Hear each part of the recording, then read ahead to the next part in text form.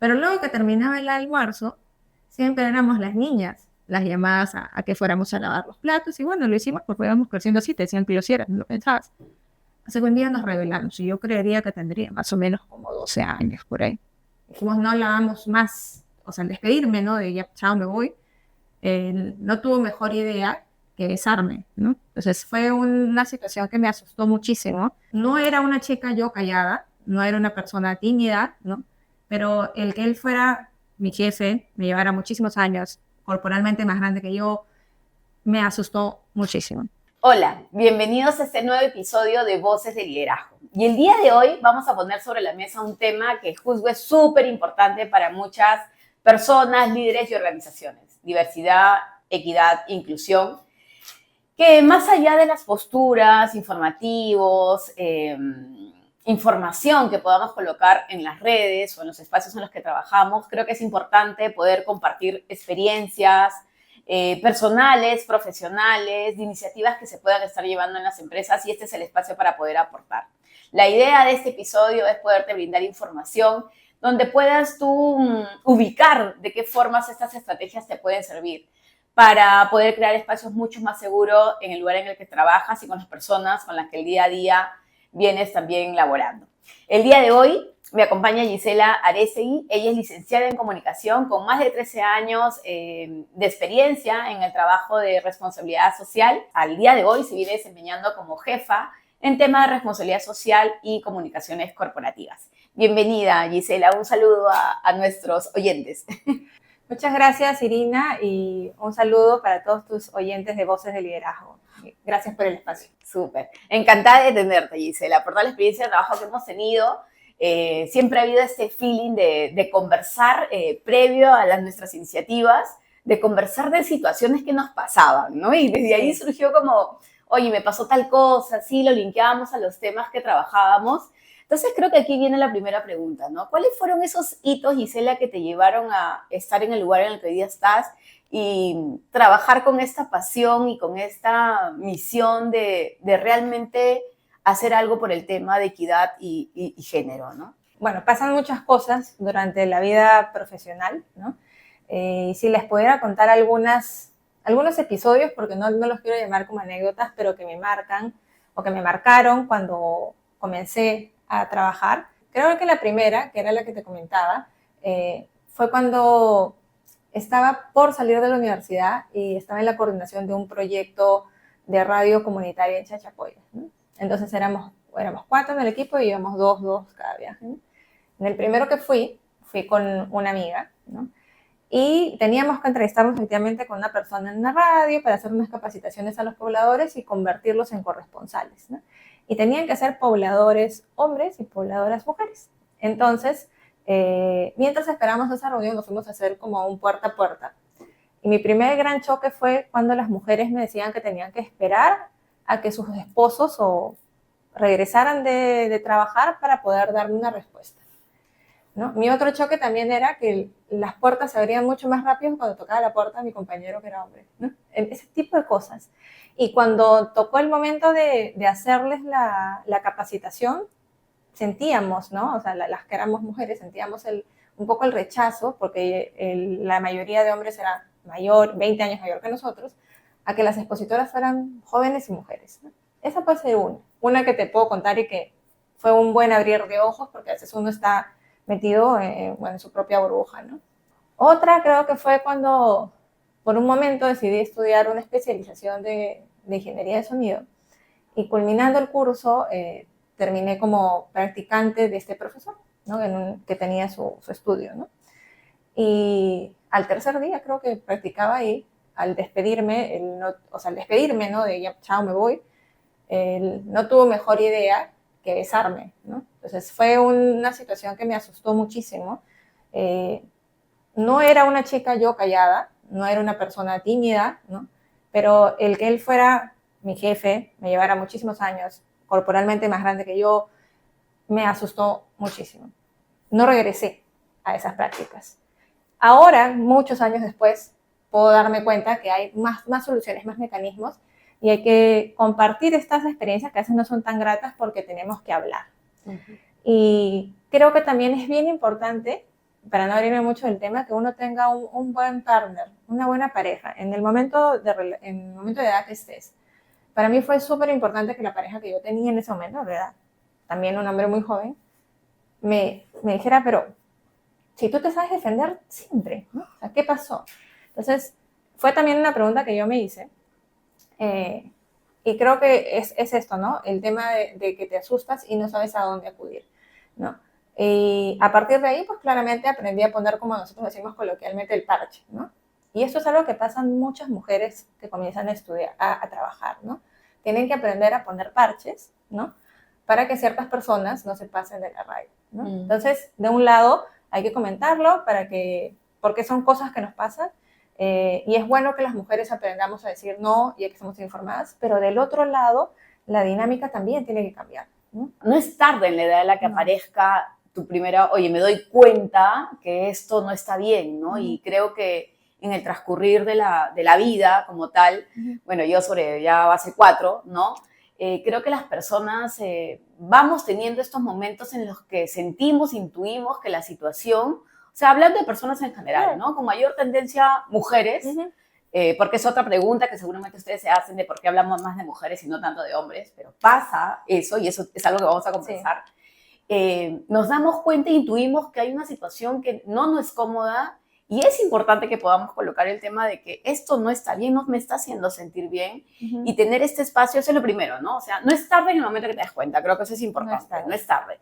Y lo segundo es esto que aparece cuando tú cuentas y dices, Irina, yo era una persona que no me quedaba callada, pero en ese momento me sentí vulnerada, con miedo y salí corriendo.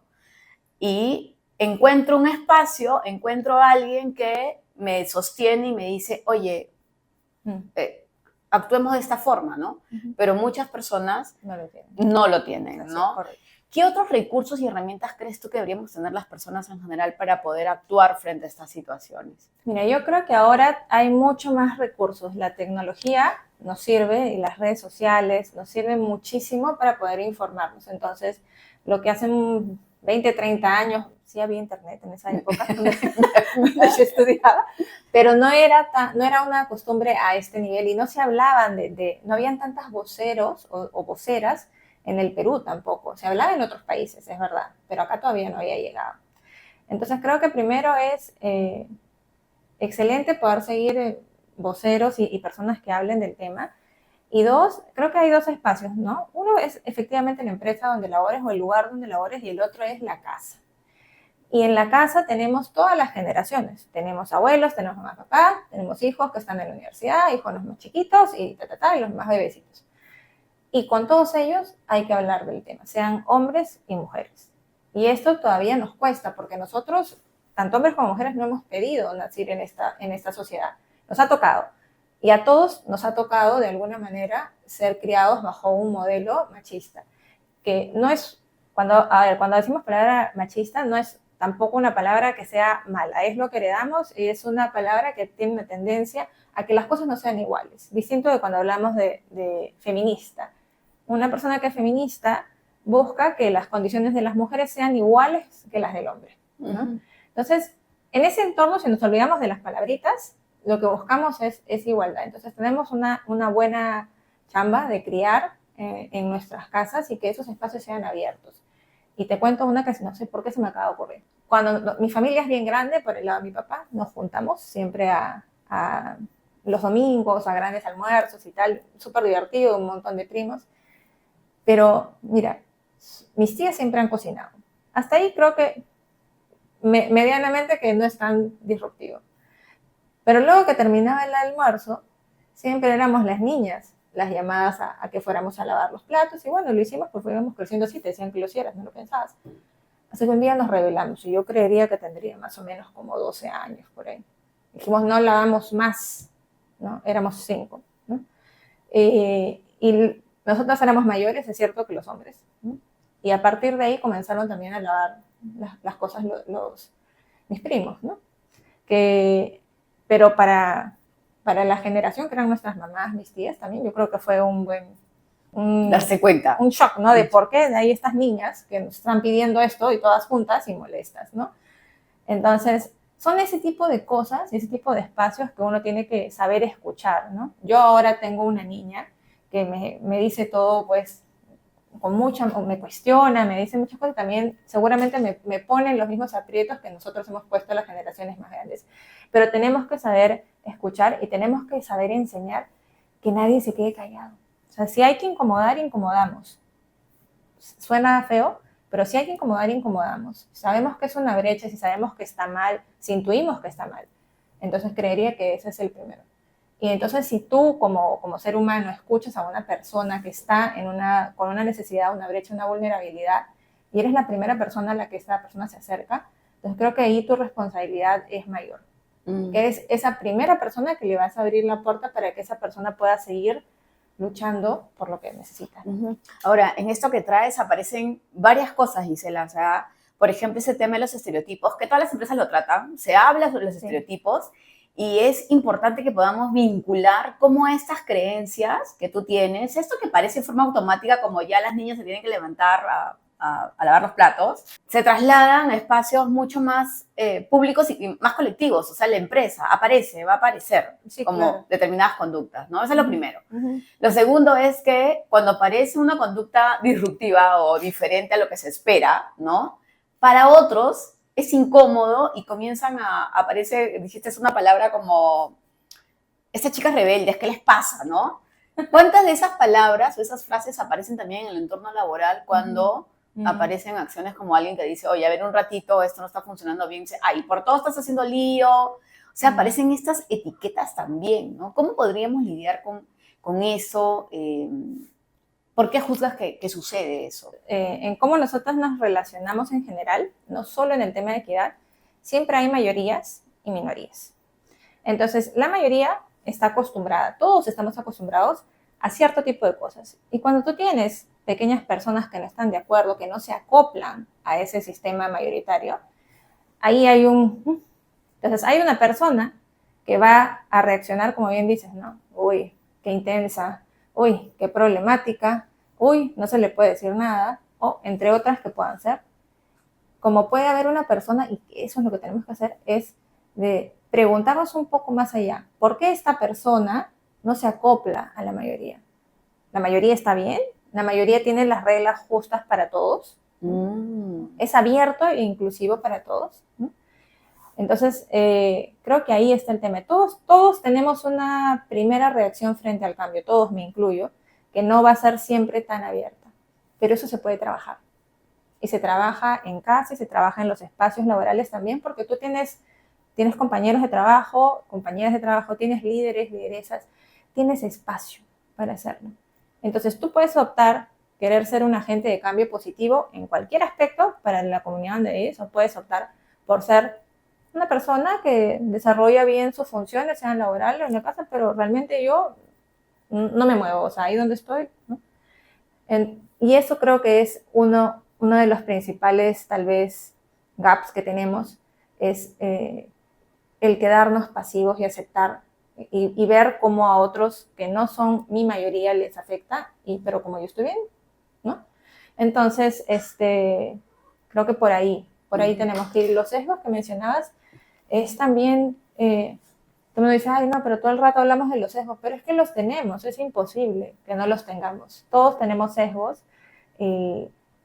La idea de traerlos al consciente, es decir, no mi manera rápida e inconsciente de actuar, sino traerlos a conciencia, es poder darnos cuenta, ¿no? Entonces, esos espacios de entrenamiento, de educación o de sensibilización son muy importantes. Ahora, has sacado un tema súper clave, que es esta forma en la que entre la mayoría, la minoría, cómo actuamos ante el cambio. Y hay un aspecto que hoy día creo que les toca mucho a las empresas, que es el tema generacional. Hoy día en muchas empresas están trabajando 2, 3 generaciones, ¿no? Hasta 4, creo yo. Y ha generado como un quiebre o una tensión que a veces no es tan productiva, ¿no? Una tensión que muchos líderes no pueden manejar. Frente al tema de diversidad, ¿sí? Esa es la idea, frente al tema de diversidad, equidad y género, ¿cómo crees que podríamos lidiar? ¿Qué experiencias tienes ahí con respecto a las generaciones, ¿no? Bueno, en el tema de las empresas, como para poder hacernos un norte o una ruta a trabajar, a incorporar estos temas, creo que lo primero es saber cuál es el panorama en tu empresa, ¿no?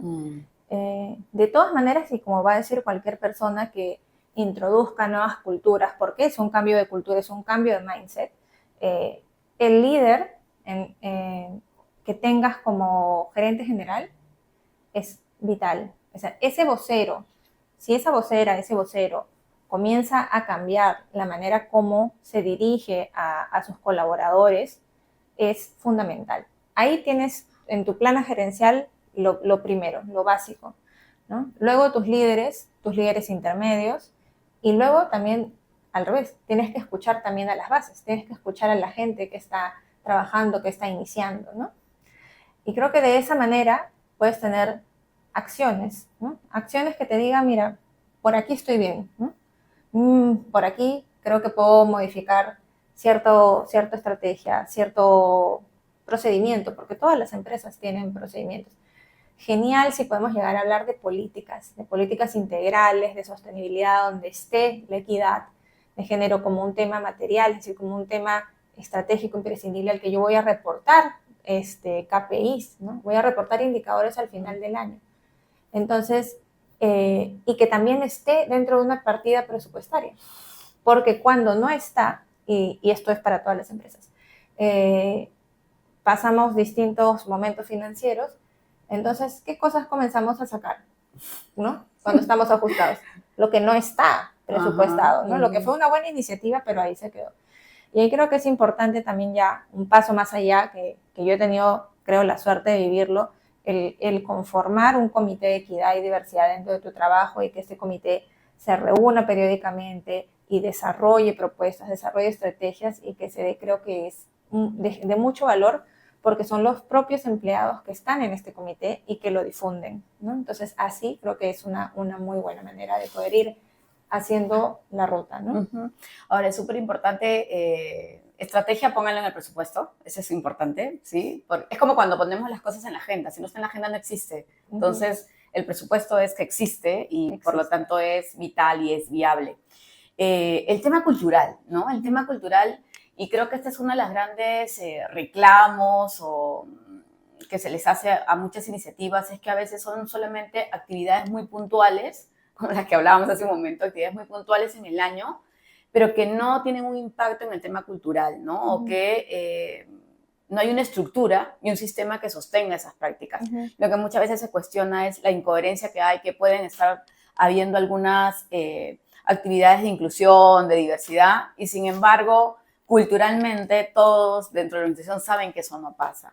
¿Desde qué aspectos de la cultura has tenido la experiencia como de saber que esto lo podemos ir incluyendo? Lo conversamos hace un rato, por ejemplo, desde el onboarding cuando entraban, sí, y vinculado a las generaciones también, ¿no? Cuando hablamos de generaciones, bueno, supongamos que ahorita te reparto en 3 o en 4, ¿no?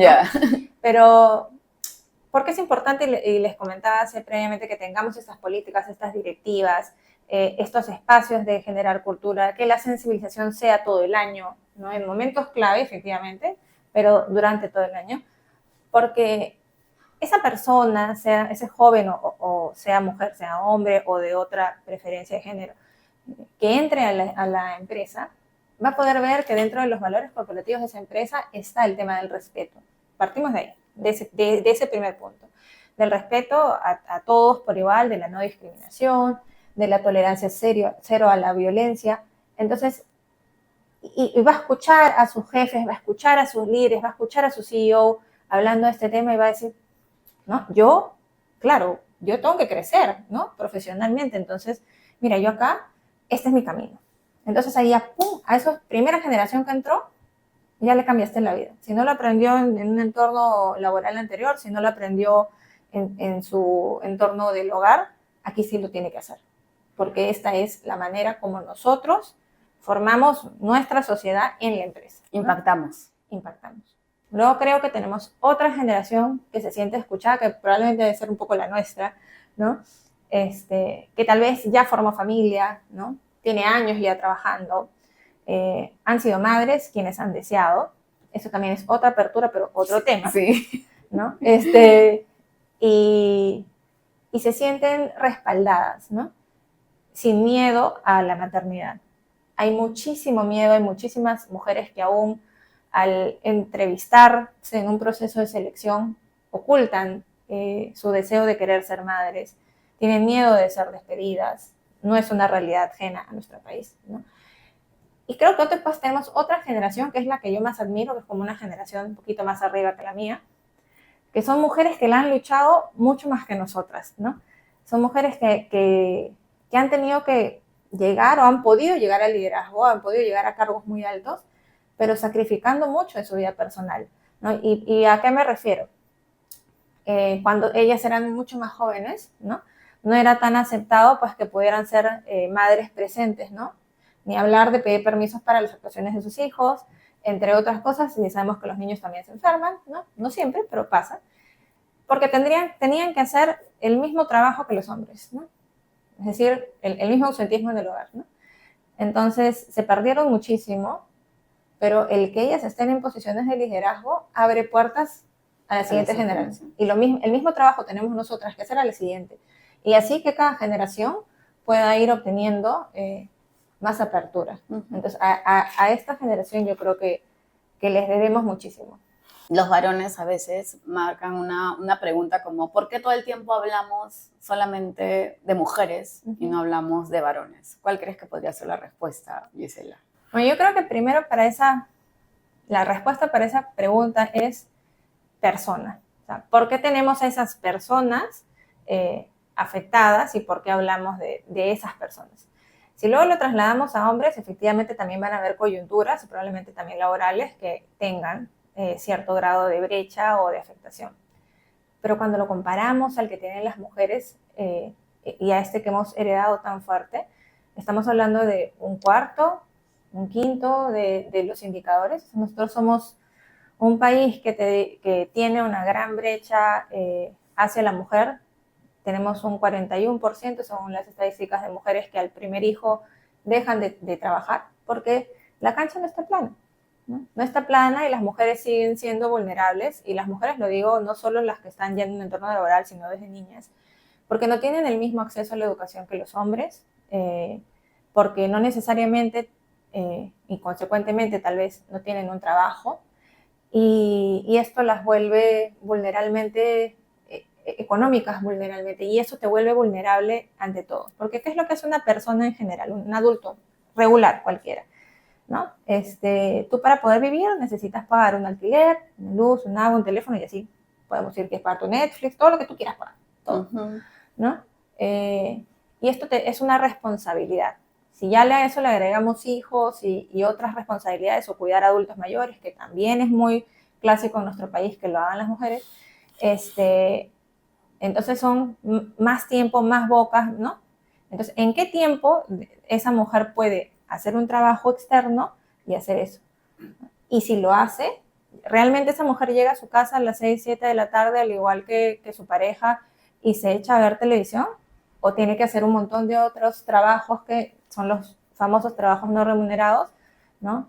Y creo que ahí está, un poco visibilizar. Yo sí veo, y además quiero creer, que tenemos más hombres inclusivos, más hombres que quieren hacer los roles mitad-mitad, ¿no? Corresponsables, ¿no? Y de eso se trata, porque igual es lo mismo. Sea en el trabajo, tú tienes un equipo. En tu casa, tú tienes un equipo, ¿no? Entonces, si no funciona. Solo, digamos ya, uno se enferma. ¿Qué va a hacer el otro? Esperar que te sanes. No se puede.